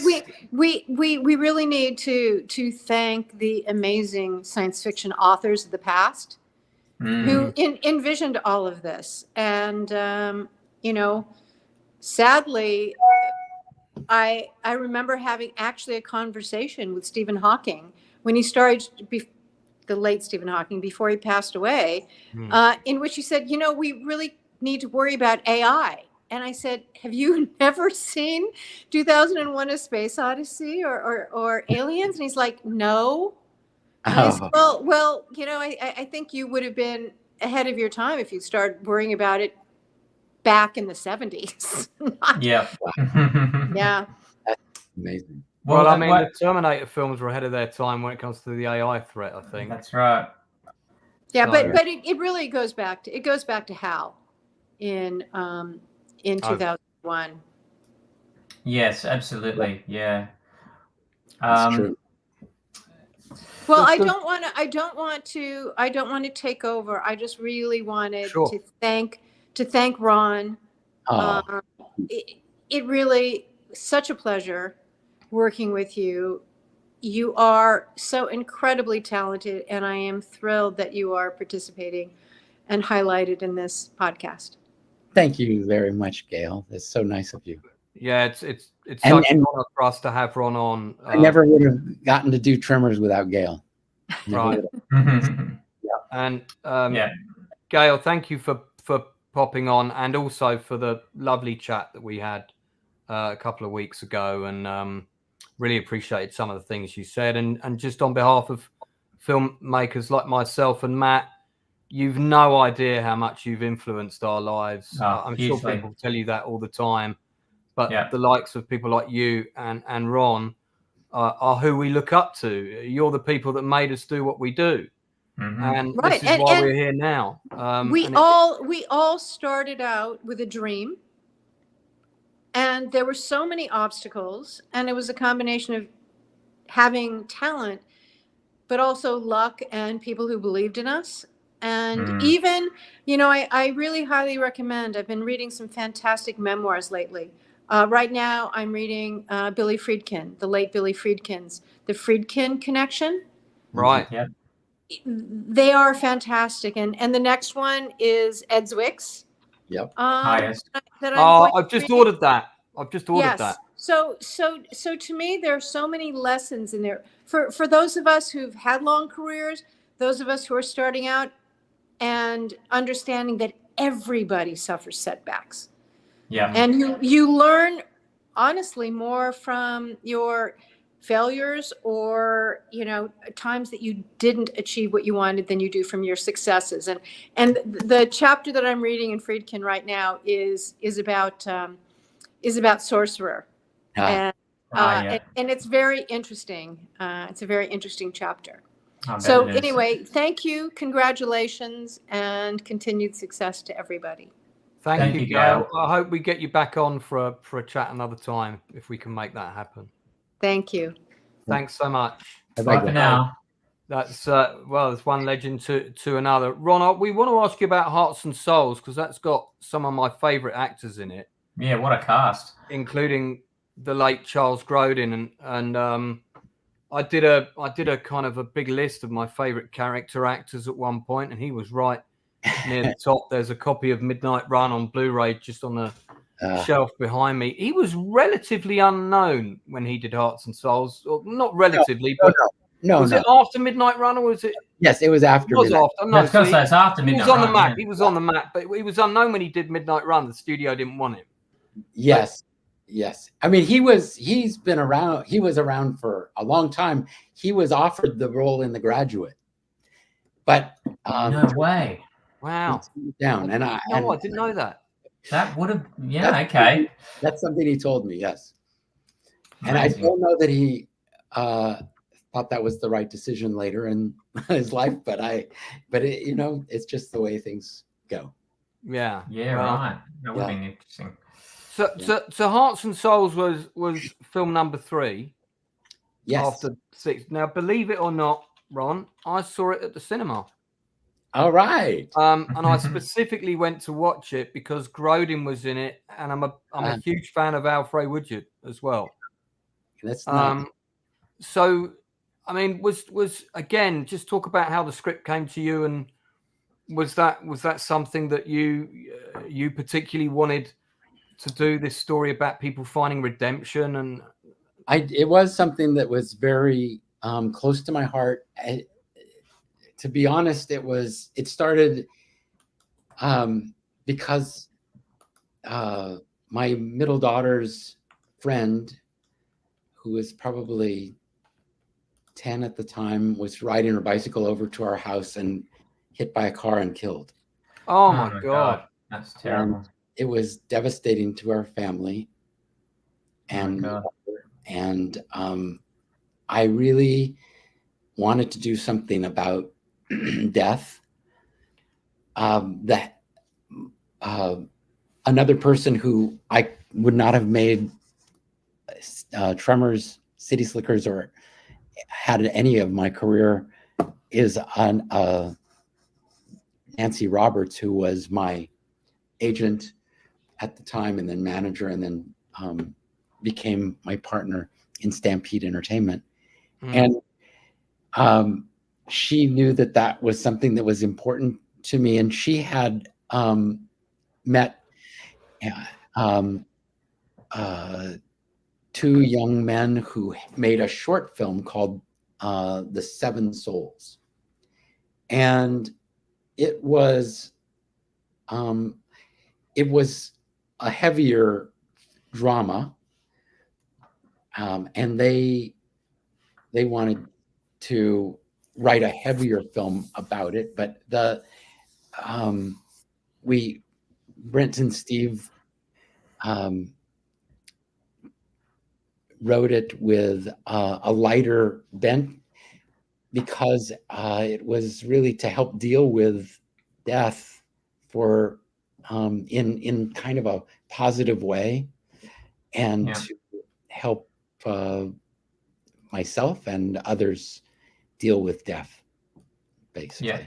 Right. God, that's the whole reason for the last feature film I just directed, The Journey, which you can watch. I'll send you the link for it, Ron. It's on my YouTube channel. But that's the one I did with Jason Fleming. So you got Robert Downey Jr. in the lead. Now, I'm not doing him a disservice when I say I think this was around the time that it was at the height of his troubles. Well, it wasn't the height of his troubles, but he was having. He went from this film. He and Tom Sizemore went into Natural Born Killers after this, right? For our film, and Robert said to me later after that film, it was like night and day, and your film was day. So, right. Yeah, I can imagine the hardcore of the characters that they were playing in Natural Born Killers would have rubbed off a bit. But it was Robert was great. I didn't ever have any problems with him, and he was just always surprising with things he would come up with. He's so creative and just so riveting to watch. I couldn't keep my eyes off him, and I loved working with him. Did you have Kyra in mind for something? Because obviously you would have met her when you worked with Kevin. Yes, I knew her from Tremors, and I thought she'd be wonderful, and she was. Yeah, and I mean, there's obviously that sense of, because half of the casting is always, this person is very talented, they're going to do great for the role. The other half is, this person is going to be a lovely energy on set, they're going to be great with the crew. Is that? Yes. Do you agree with that? Yes, Kira is an amazing actress, but also a great director. She really is very multi-talented and just a great mother. So there's you on the left in this picture. Oh yeah, that's me. Look at that! Look at that haircut. And was this a very early film for Tom Sizemore as well? Was this one of his first? It was very early. Yeah, because I really didn't get Sizemore didn't really come into my consciousness until I think it was Heat and Saving Private Ryan before I really started to go, who's this guy? Yeah, he's very talented. He was a very talented man, though. Extremely talented actor. And certainly a very great, intense screen presence. Yeah, I'm a big fan of David Paymer as well, character actor. Is he as Yeah. nice to work with as he seems? Nicer. Oh, Yeah. great! That's so He's very good. he's very funny. Yeah, I always thought he was great in a lesser known Mel Gibson movie called Payback. Yeah, He was great in that. I really liked him in that. yeah. Sorry, Ron. Go on. No, he also did a lot of directing in the last few years as well. Right. Yeah. Right. Yeah, it's a shame we lost him so young. I forgot that Elizabeth Shue was in there. You talking about Grodin? No, sorry, no, I was talking about Tom Sizemore, who's also passed away. Oh yeah, Relatively young for his age. Yeah. I mean, we still have Alfred Woodard with us, thankfully. But with this movie, in terms of kind of, you've got 2 films under your belt. Was it more studio control, less studio control? Were there any differences? And I imagine this was more on the backlot kind of. It's that kind of film, isn't it? We did shoot a number of things on the backlot, although it was important to me to go to San Francisco. Right. Shoot, because the city offered a lot of magic and just a lot of the right tone for the film. And I do remember Universal had budgetary problems with us, and I had to guarantee the cost of location shooting in San Francisco, putting my salary up against it or something, so that if we were going to go over, it would come out of my salary. Right. But that was just part of the deal, because I really wanted to be in San Francisco for that. Yeah, I mean, you've got to get shots of the bridge and, the village and all those kind of iconic. I mean, I love shooting on location. If I can shoot on location all the time, I'd always rather be on location. Now, after this is one of Matt's favorite films that you were involved in, which was Mighty Joe Young. Yes, Mighty Joe Young. How did that come about? Immediately afterwards, you had Speechless, which I also saw at the cinema. Wow. Yeah, I know. I don't know if the UK audiences really can relate to that film, but I enjoyed it.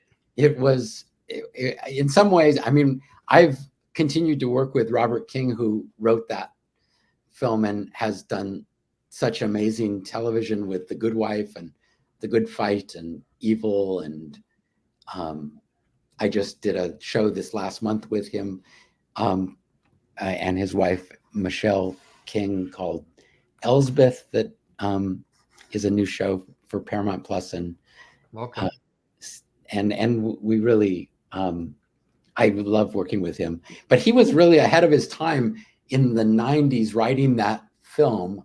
And it's a political, a movie about a political Democrat versus a Republican, and the speechwriters on either side falling in love. But one of the issues he was dealing with was building a wall on the Mexican border. We shot that in New Mexico, and that good fences make good neighbors was the slogan of one of the candidates. And so it was just funny that he was so ahead of his time, knew where our country was going.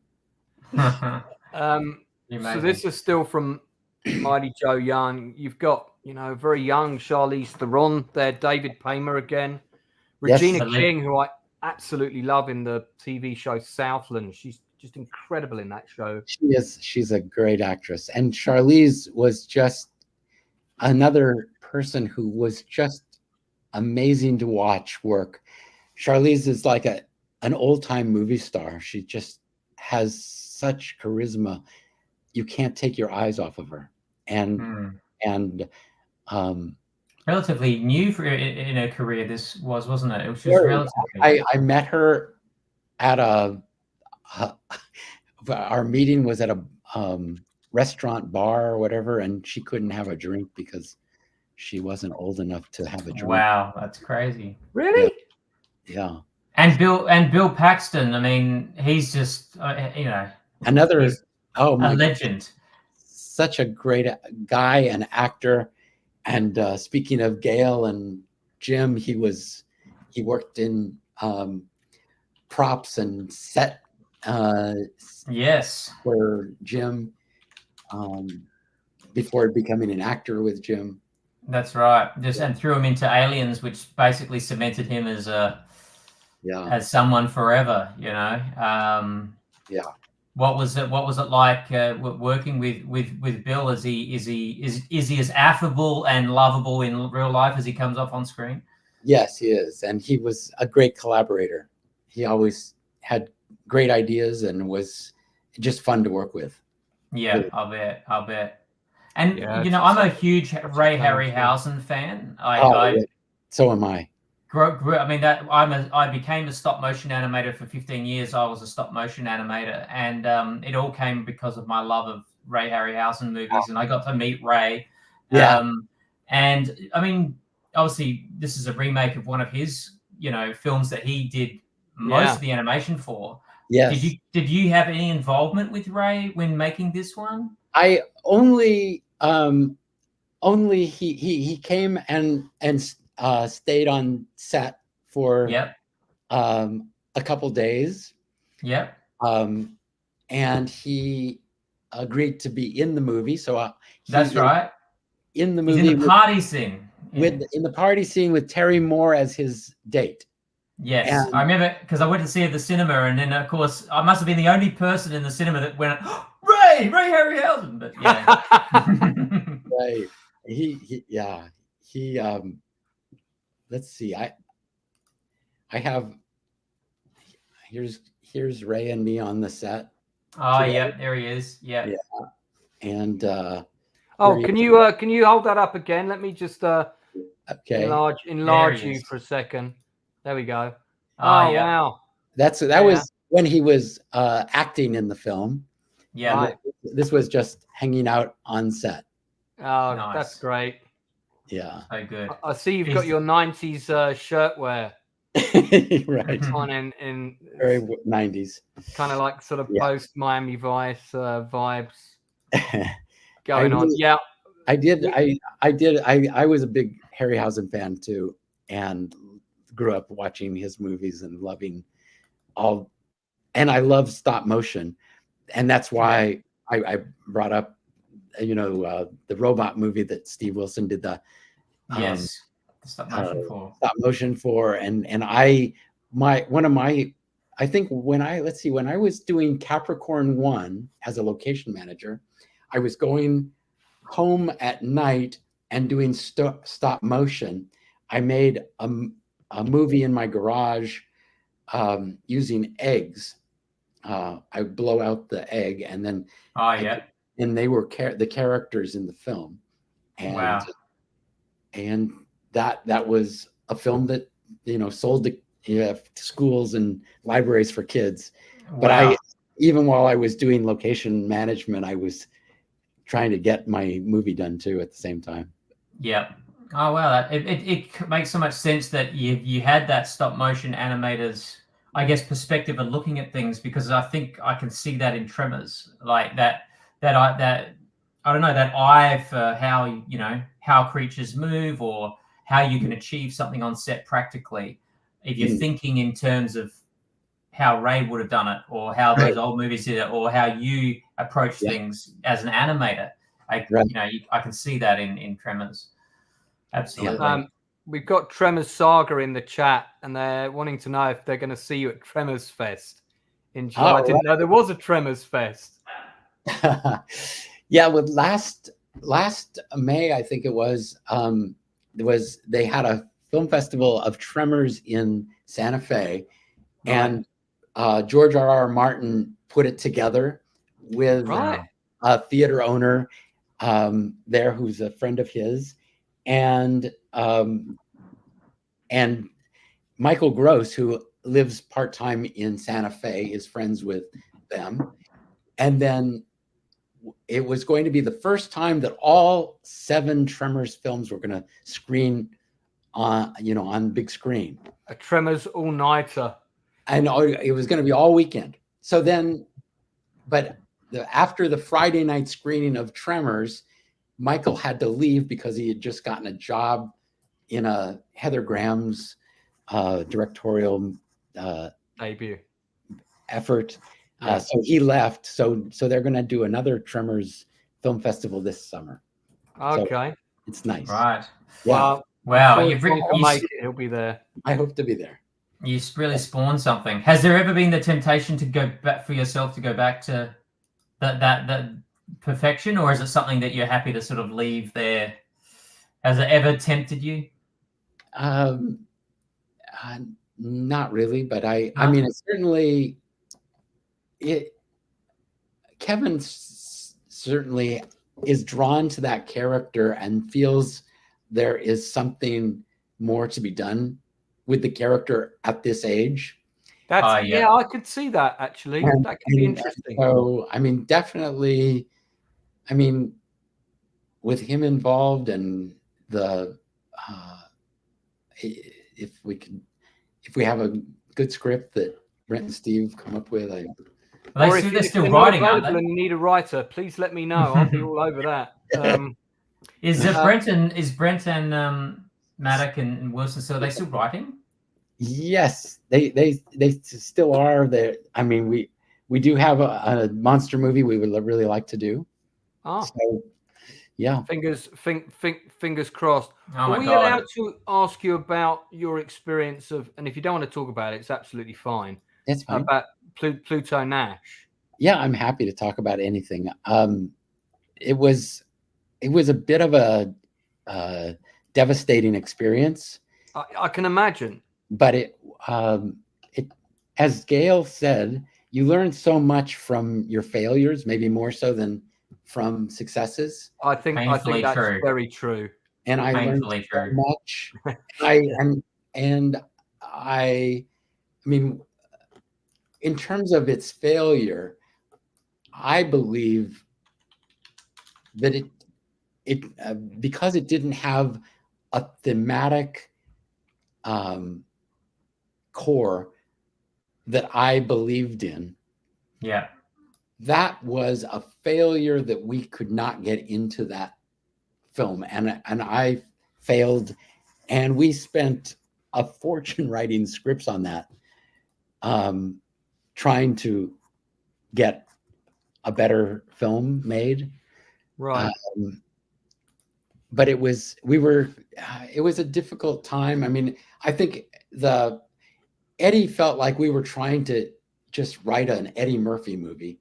And I certainly understand. I got along great with Eddie, but he was having a hard time with the scripts we were coming up with. And I was attached early on thinking, well, we have 9 months before Eddie's available, so we can get the script in shape. But we never really got the script in shape. And so that was a problem. You can't make something without a good script. Yeah, I mean, it really is the foundation, isn't it? It's the base. Yeah. And I mean, I'm not putting down the script, but I need for myself as a filmmaker that thematic and something truthful that I can hang on to. And Mighty Joe Young, because of the visual effects and complications, took 3 years. Pluto Nash took 4 years. And that was a very long time to be just trying to move forward every day on that. Exactly. I wasn't really getting what I needed to get. Damn. So it was a difficult process, but it, as I mentioned, The Sopranos had been something that I'd been watching, and some other really great TV shows. I when I was in post-production on Pluto Nash, I was offered this TV movie at Showtime called Stealing Sinatra, about the kidnapping of Frank Sinatra Jr. Yeah, we were talking. Matt and I were talking about that last night. And I didn't even know if I could pull it off, because it was half the days of Tremors in terms of shooting time, and it was set in Los Angeles, but we had to shoot it in Vancouver, in Canada. And so, I mean, there were so many things that I felt like I was nervous about, and then I took it on and loved it. I loved that process, and I loved working with William H. Macy. Of course, was great in that film, and David Arquette, and it was a really fun experience. But it rejuvenated my enthusiasm that I had sort of lost during the making of Pluto Nash, and so television became sort of an obsession for me to do more of it. Sure. And you went on to do some excellent television. James Redhorn's in this still, who many people will know from The End of Scent of a Woman, where he has that amazing scene with Al Pacino. I remember. Yeah, we had such an amazing cast in Pluto Nash. I mean, it was Rosario. Sadly for them that it didn't do better for them, for all of them, as well as for the film itself.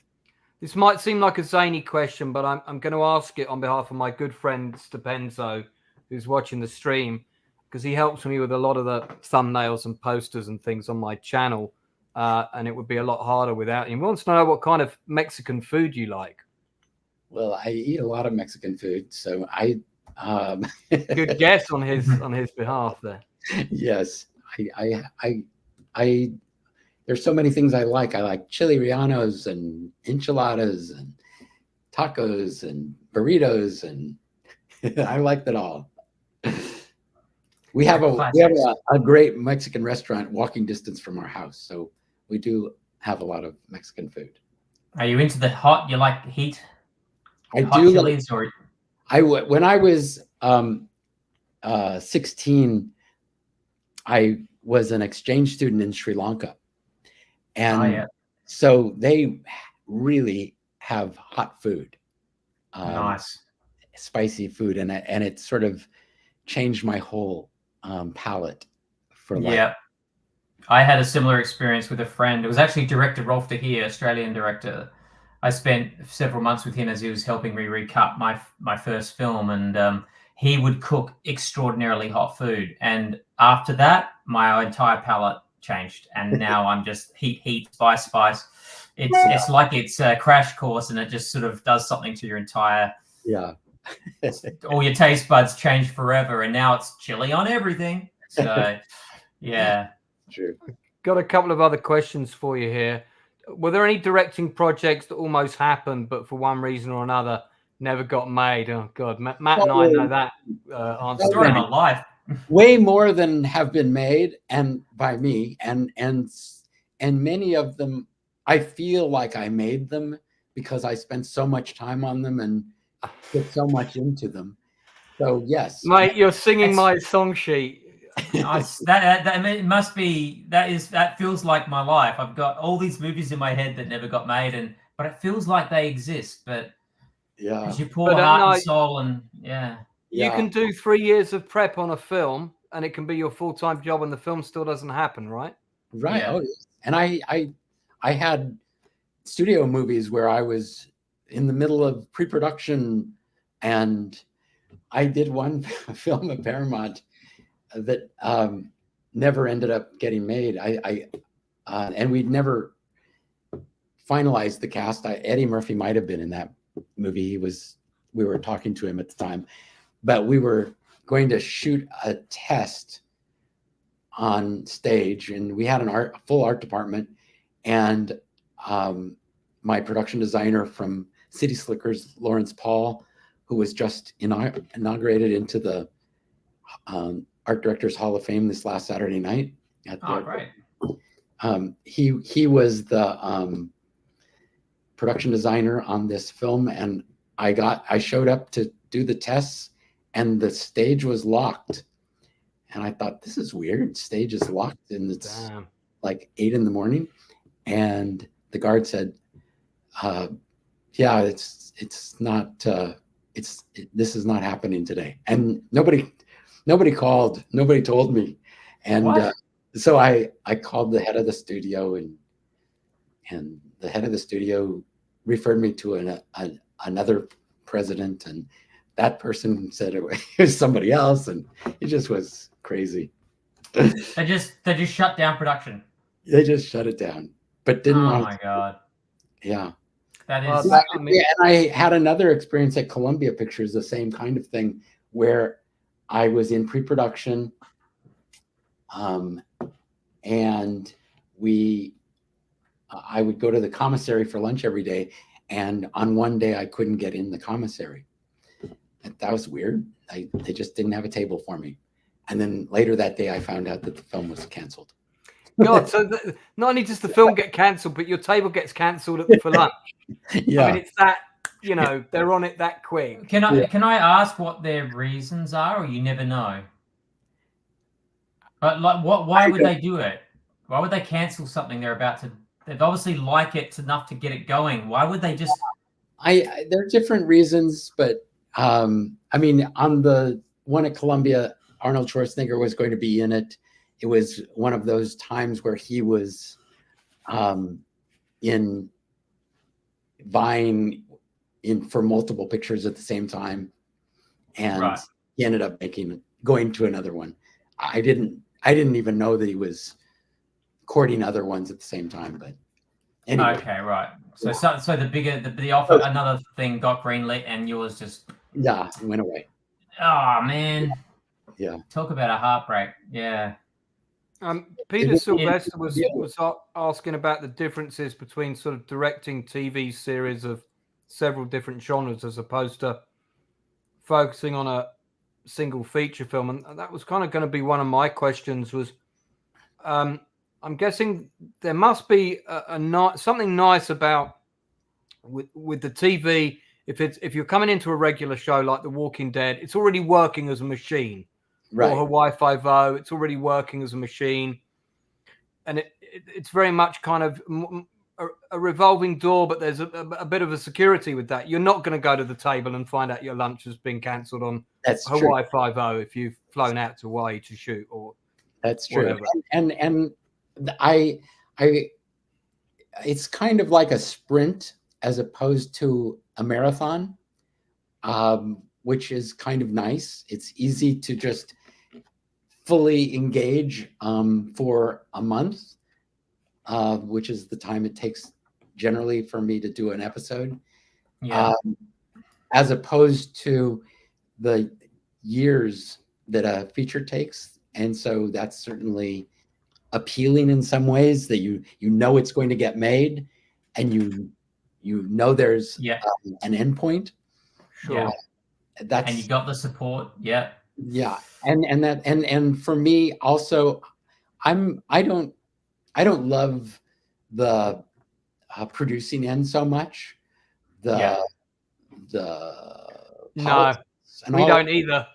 And so with doing a television show, I come in as the director, and that's all I'm doing. And if there are other problems going on, I don't have to deal with it. I'm just dealing with getting the best show made that I can make. And I love that.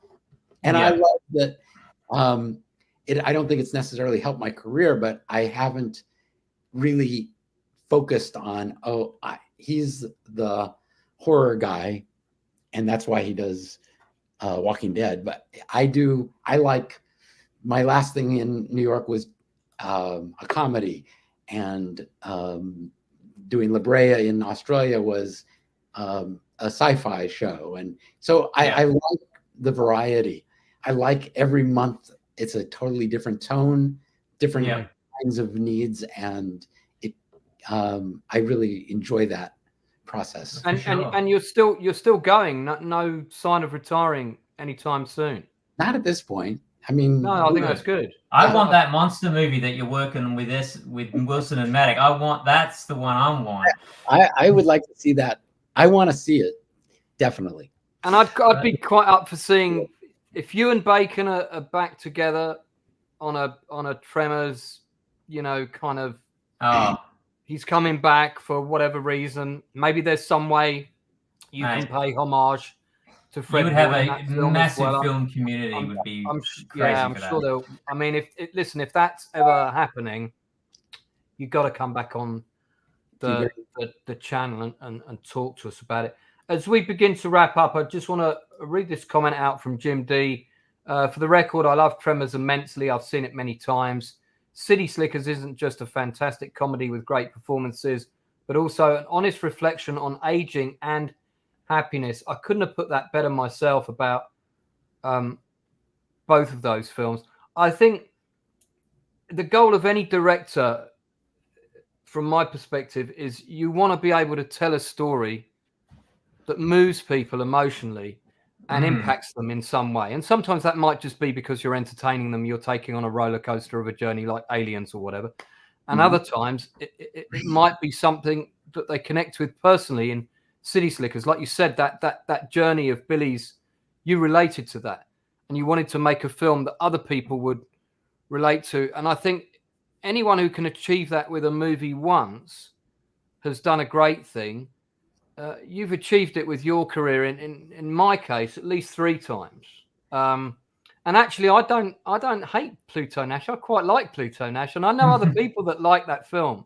There's a screening I'm talking to somebody tomorrow who's a theater owner in UK who's doing a screening of it. So I guess somebody wanting to see it somewhere. There's a girl called Lorena Crael who's got a YouTube channel. She does a lot of stuff about theme parks and things in Florida. And she's given that movie of yours a shout out on her channel several times. That's very nice. It's a pet favorite of hers. That's so nice. The movie that never really had a big audience, but I've gotten the most letters and feedback on is Heart and Souls. Yeah. Because it deals with something that's so important to so many people at the time. Yeah, that makes a lot of sense. Yeah. So you were drawn to that because of a very personal reason. You had that, you had that personal, emotional experience of your own, and clearly it's born out of that. And I guess it's going to touch people because it's like something of you getting through the screen and into the story, and it's touching people. So yeah. I mean, this industry has a high casualty rate with with relationships and I guess that's a topic we could have touched upon with Third, but and myself, I've gone through it. I know loads of other people that have, but then there are people like Kevin and Kevin Bacon and Kyra who've they're doing great still. They've survived. They've been in and out the maelstrom. You're another one how do you get that successful work and life balance? What's the secret? And can you also let us know your moisturizer that you're using, because Matt and I both want to buy that as well. So I mean partly it's luck, right? To hook up with the right person in your life. Yeah. I met my wife when I was 13, and we started going steady when we were 13. I broke up with her because she was a little too mature for me when I was maybe 14. And as kids do. And I lucked out to be able to get her back and realize that I made a mistake in my life. And so we've been married 50 years this year. Unbelievable. And my kids are a huge part of my life. And had I not had that strong family support. Going through something, all of those films that fell apart, but going through something like the making of Pluto Nash would have just been so devastating. But I had a real life to go back to, and that was what was important. I think real life is as important as our movie life. Yeah. Oh God, more important. More important. But you get, but you can't do the movies without that too. Of course, keeps you sane and grounded, right? Yeah, they become your rock. Yes. And because it is a difficult industry, and it is. Yeah, it'll knock you 1,000 ways and break your heart in 1,000 ways. Yes. And as Gale said. Yes. But it's interesting to discover. I guess from our perspective, especially over here in Australia or in England, you know, we look at people like yourself and Gale Anne Hurd, and we have your movies on our shelves, and we think they've made it. Their careers have gone so well. Why isn't mine going? You know. But then when you talk to them, you realize they've just been punched just as much as we have. You know, no one gets away. I just think it's so important to just get up and go at it again, and just keep making what you can make. Yes. Don't do that to me, Ron. Regardless of the punches, you have to be an Energizer bunny. I'm not sure I want to go through that again. But, just keep doing it, and it pays off in big ways. Yeah. You have to. It's the old Rocky thing. It doesn't matter how many times you get knocked down. It's how much can you hit? You know. Yeah. How much pain can you take? Yeah. It's how many times you can get hit and get back up, right? And it does hit you down a lot. And I love the process. I love filmmaking. I love the collaboration. When it goes well, it's an amazing thing when it goes well. And for me, it's gone well 90-some%. It's gone well so much. And every time I'm on set, I feel like part of a family. Yeah. And it's just amazing people who I get to work with on each of these television shows, each of the movies. I love that. Yeah. Well, look, Ron, I can't thank you enough for your generosity with your time. We've gone way over the agreed time. We're at the 2 hours 10 minutes mark now, so we're gonna wrap it up there. I don't want to keep you on for David McGiffert levels. The legendary 3-hour stream that we did with him. But listen, I hope you'll come back, because there's heaps of stuff that we could have asked you about that we didn't get round to today. Okay, after that monster movie comes out. Yeah. I mean, you know, I'll be there opening weekend for that one. Either of those. So everybody in the chat that took part, thank you very much. Thank you for your questions, for Ron, and listening in.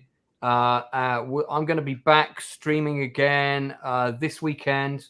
And of course, I'll be doing my review of Masters of the Air, and we'll be getting into episode 5 with my guests. The History Bro and Critical Drinker will be on Sunday. We'll break down the episode again, and I wasn't very happy with episode 4, as people know, but on the whole, I'm really loving the show. So I've got a couple of other special guests coming up in the next couple of weeks. I have got Steve McManus, who was the editor of 2000 AD back in the day between Prog 77 and 500. That's when people like me and Ron used to read it, when Judge Dredd was king, the Strontium Dog story first came out, Robo Hunter, Mach 1, all of those, the one with the dinosaurs and Harlem's Heroes, all of those stories were under Steve's tenure. So we're talking about the golden era of 2000 AD, the Dan Dare, news stories of Dan Dare and so on. All of that stuff came under him as editor. So he's coming on next week. This time next week it will be.